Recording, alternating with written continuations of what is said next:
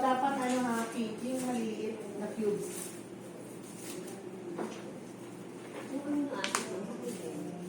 Ito 160 sa ganito. Pero meron depende nga sa ano. Pero pinaka-ano is 160 per bar. Okay? So, ganyan yan ha. Ikakat nyo lang siya mamaya ng ganyan. Okay? Tapos, malilit nyo yung square. Madali na yan. Pag ano, bibigyan nyo isang member nyo ng chance na matras. Yes, parang french fries. O, diba? Sabi nga yan, yung ano, parang daw cheese. Pag ganyan. Okay. Cheese, tapos naging french fries. Tapos naging sabon. Okay, so yan ha. Ikakat nyo lang siya ng maliliit. Ganyan. Kaya na pagkakat nyo ha. Tapos, the same lang din sa ano nyo dito, sa amino acid nyo. Ito muna ang tunawin nyo ha. Sa bagay, konti lang naman bibigay ko sa inyo na ganito. Pero tunawin nyo. Dito nyo siya tutunawin. Per group, bibigyan ko kayo nito. Lagyan nyo siya ng tubig. Parang double boiler ba? Sa labas may tubig tayo dyan. Tapos dito nyo siya i-melt. I-melt. Huwag nyo lalagyan ng, dapat hindi maano ng tubig ha. Baka kaya dapat ang tubig nyo is dito lang. Konti lang. Huwag kulong-kulong kasi aapaw yan. Ano kayo, magpapakulo kayo na ano dyan, itutunawin nyo doon. Okay, pagka ano nyo, slice nyo, lagay nyo lang dito. Hindi dito sa tubig ha, dito. Kasi baka magkamali kayo ha, sa tubig nyo ano, ako, NG yan. Okay, so pagkalagay nyo, halo lang. I-melt nyo yan. Hanggang sa matunaw na siya. Pag tunaw na, hanguin nyo, hanguin yan, dapat ha, ilagay nyo tong essential oil.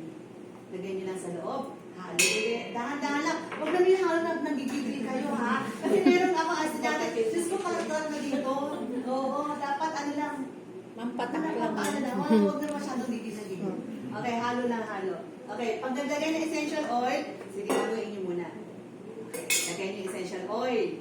Haluin nyo. Tapos, kadusin nyo naman muna ng ganitong kulay, half-half na lang kayo kung gusto nyo ibang kulay.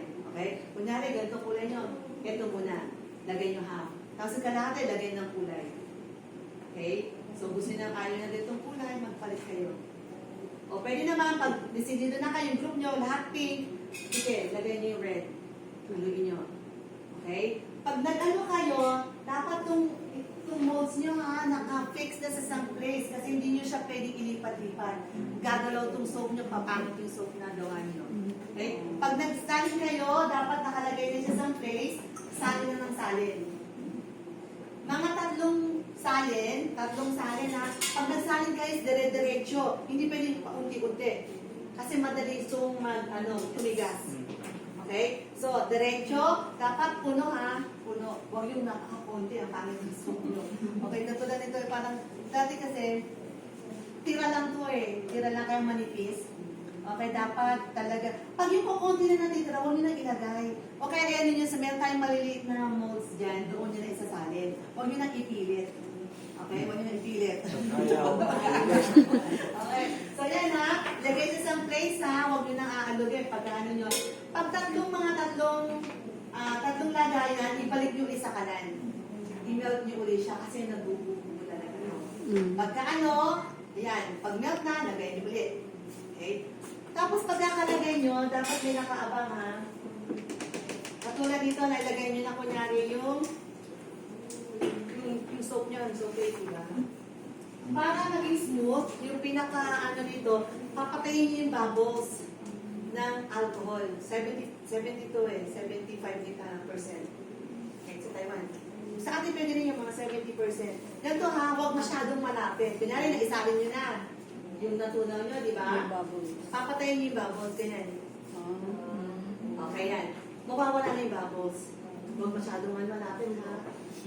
Sabit lang, basta maano mo lang para gumanda yung soap nyo na hindi siya putas-putas. O, dapat yung na siya, smooth. Okay, so yan. Tapos na yan. Pag hihintay na lang natin na tumigas. Okay? Pag after 1 hour, ihahanguin nyo siya, palamigin muna natin sa rack dito. Oh. Tigil-tigil sa kaya per group. Hanguin nyo lang, tapos ito nyo lang siya patuyuin. Para pag tuyo na, i-ano nyo siya ng cling wrap. Ito yung pambalat nyo. Madali lang din niya. Basta ang niya, sukatin nyo lang kukuha kayo, kakat nyo, tapos ihahatak nyo lang dito, sa gitna. Para maganyan, mas maganda siya tingnan, di ba? Yan, hatak-hatak lang. Pagkahatak nyo, lagyan mo na siya ng scotch tape, and then bibigyan ko kayo ng mga sticker na katulad dito. Para mas maganda siyang tingnan. Okay? Oh, gawin mo na sa may. Soap ka, soap. Mas gusto Soap. talaga mag-aaral. Pasok ka dito. O, pirma ka dito. Ayaw nga! Ito naman, kasi. Hindi, meron silang ano eh, guys. Pirma ka dito. Okay, yun ha. Madali na yan, basta patakin nyo lang. Hatak-hatak na yan, magiging ganyan na yan. Hanggang mga ano yung shape ng kung anong gusto nyo yung ano molds nyo. Yung measurement mo, yung mga measurements. Measurement? Kung gano'n parang Hindi, ganito nga, dito, isang kilograms. Tingnan nyo sa ano. Makitaan ka muna sa kanila. Nakita nyo Dito ka yun? na dumaan. 1 kilograms, 1 bar. Nakita nyo, ayun yun. Amino acid is, depende lang kasi kung magbibigay na ako sa inyo. I-add ko lang, depende kung gusto mo. Pero ito kasi talagang wala dapat. Pero bibigyan ko lang kayo para mas ano ba yung active mga amino, may amino na, may lanolin pa. Okay? Pero kasi before, ang ginagawa ko nito is half bar per group. Okay? Pero masyado kasi siyang malambot. Pag minix mo na marami ganito. Medyo, malambot na siya. So, ang ginawa ko is, konti na lang lalagay ko.